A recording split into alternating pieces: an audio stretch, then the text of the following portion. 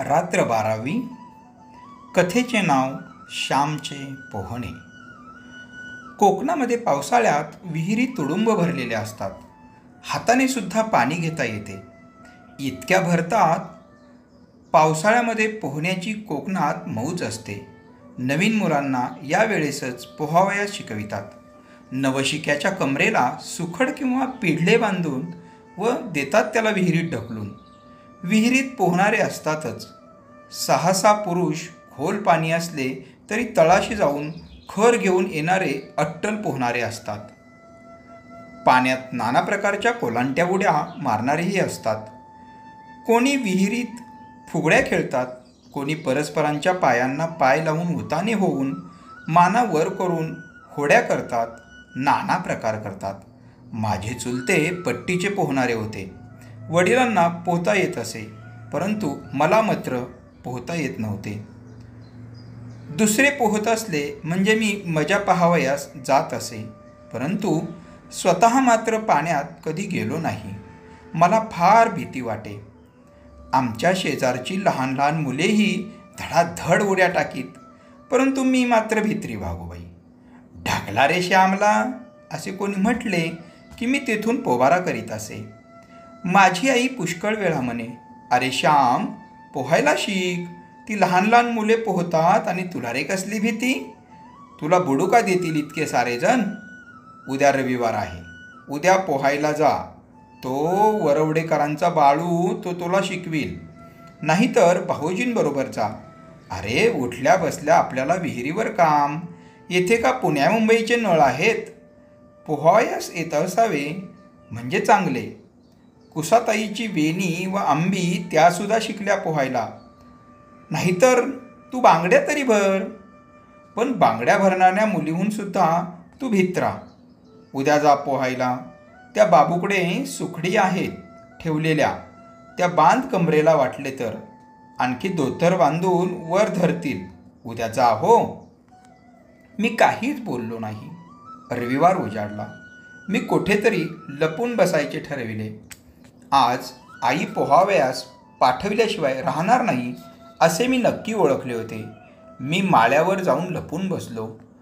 आईच्या प्रथम ते लक्षात आले नाही. साधारण 8 वाजायची वेळ आली.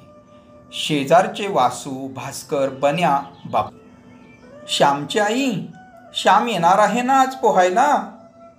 ह्या पहा सुखडी आणली आहेत, बन्या म्हणाला.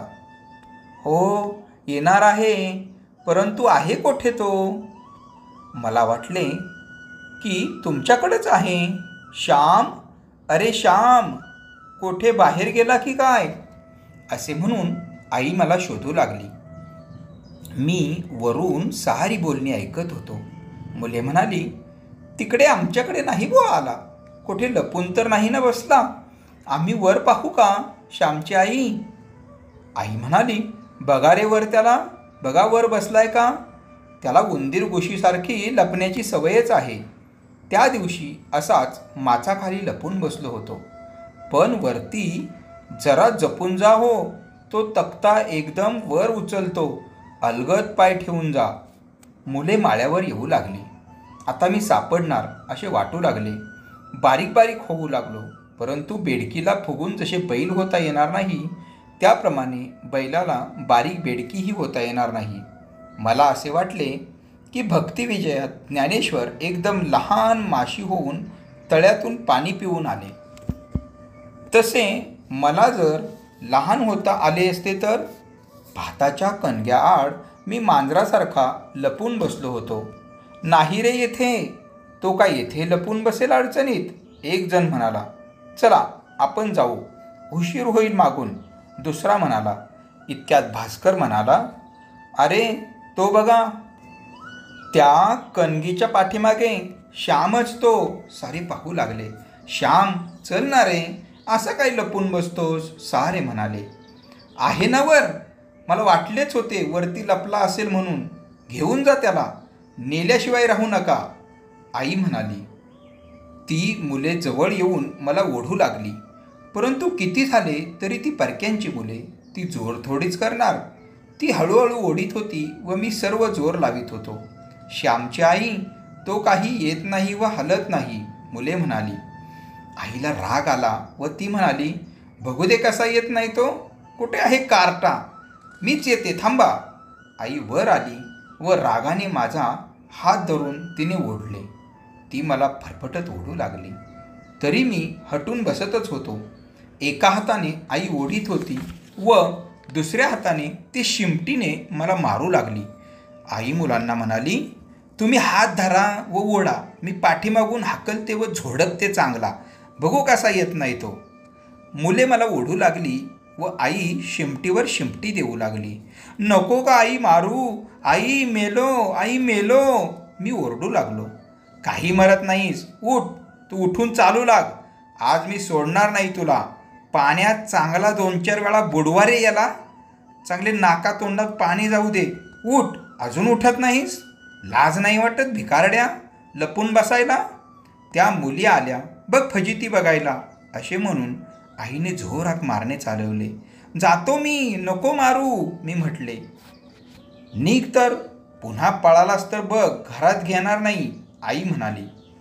श्याम, अरे मी सुद्धा उडी मारते, परवा गोविंद काकांनी मला खांद्यावर घेऊन उडी मारली, मज्जा आली, वेणू म्हणाली. सोडा रे त्याचा हात, तो येईल हो. श्याम, अरे भीती नाही, एकदा उडी मारलीस म्हणजे तुझा धीर आपोआपच चेपेल. मग आम्ही नको म्हटले तरी तू आपण होऊन उड्या मारशील, रडू नकोस, बन्या म्हणाला. देवधरांच्या विहिरीवर वरवडेकरांचा बाळू व इतर तरुण होतेच. काय, आज आला का श्याम, ये रे, मी सुखडी नीट बांधतो हो, असे म्हणून बाळू वरवडेकराने माझ्या कमरेत सुखडी बांधल्या. विहिरीत खाली 2-4 जण चांगले पोहणारे होते. मी थरथर कापत होतो. मार बघून नीट आता उडी, बाळू म्हणाला. मी आत डोकवावे, पुन्हा मागे यावे, पुढे होई, पुन्हा मागे, नाग धरी, पुन्हा सोडी, असे चालले होते. भित्रा, वेणू तू मार्ग उडी, म्हणजे श्याम मग मारील, वेणूचा भाऊ म्हणाला. वेणूने परकाराचा काचा मारून उडी मारली. इतक्यात एकदम मला कुणीतरी आत लोटून दिले. मी ओरडलो, मेलो, आई ग मेलो. पाण्यातून वर आलो, घाबरलो. पाण्यातील मंडळींच्या गळ्याला मी मिठी मारू लागलो. ते मिठी मारू देत ना. आडवा हो असा, पोट पाण्याला लाव व लांब हो, हात हलव, मला पोहण्याचे धडे मिळू लागले. बाळूनेही उडी घेतली व त्याने मला धरले. माझ्या पोटाखाली हात लावून तो मला शिकवू लागला. घाबरू नकोस, घाबरलास म्हणजे लवकर दम लागतो, एकदम कडेला धरावायला नको बघू, आणि अगदी जवळ गेल्याशिवाय कडा धरू नये. बाळू वस्तुपाठ देत होता. आता फिरून उडी मार, चढ वर, बन्या म्हणाला. मी पायऱ्या चढून वर आलो, नाग धरले, पुढे मागे करीत होतो, परंतु शेवटी टाकली एकदाची उडी. शाब्बास रे श्याम, आता आलेच पोहणे, भीती गेली की सारे आले, बाळू म्हणला. त्याने मला पाण्यात धरले व आणखी शिकविले. आता आणखी एक उडी मार म्हणजे आज पुरे, सारी मुले म्हणाली. वर येऊन मी उडी टाकली. बाळूने न धरता थोडा पोहलो. माझ्या कमरेला सुखडी होत्या म्हणून बुडण्याची भीती नव्हती. माझा धीर चेपला, पाण्याची भीती गेली. आम्ही सारे घरी जाण्यास निघालो. मुले माझ्याबरोबर मला पोचवायला आली. बन्या म्हणाला, श्यामची आई, श्यामने आपण होऊन शेवटी उडी मारली, मुळीच भ्यायला नाही, आणि सुखडीवर थोडे थोडे त्याला पोहताही येऊ लागले. बाळू काका म्हणाले की श्याम लवकरच शिकेल चांगले पोहायला. अरे पाण्यात पडल्याशिवाय, नाकातोंडात पाणी गेल्याशिवाय भीती जात नाही. श्याम डोके चांगले पूस, ती शेंडी पूस, आई म्हणाली. मुले निघून गेली. मी डोके पुसले, सुकी लंगोटी नेसलो. मी घरात जरा रागावूनच बसलो होतो. जेवणे वगैरे झाली. आई जेवावयास बसली होती. मी ओसरीवर होतो. इतक्यात श्याम अशी आईने गोड हाक मारली.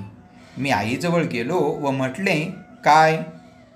आई म्हणाली, ती दह्याची कोंडी घे, आत दही आहे, चाटून टाक, तुला आवडते ना. मला नको, जा. सकाळी मारलेस आणि आता दही देतेस. मी रडवेला होऊन म्हटले, हे बघ, माझ्या अंगावर अजून वळ आहेत, विहिरीतील इतक्या पाण्यात पोहलो तरी ते गेले नाहीत. ते वळ अजून आहेत, तोवर तरी दही नको देऊस. ते वळ मी इतक्या लवकर कसा विसरेन? आईचे डोळे भरून आले होते.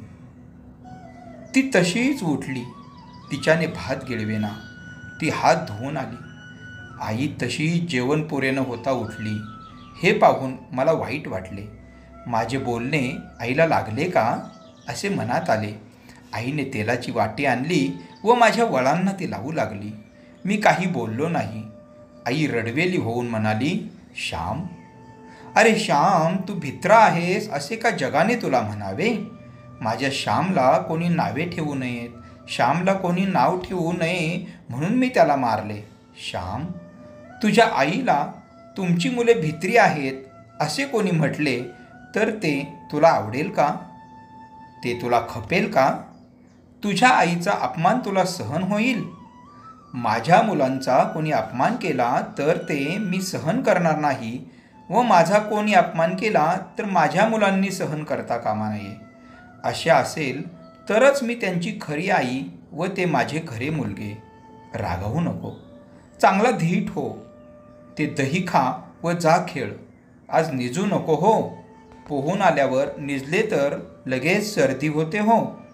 गड्यांनो, माझ्या आईला धीट मुले हवी होती, भित्री नको होती. धन्यवाद.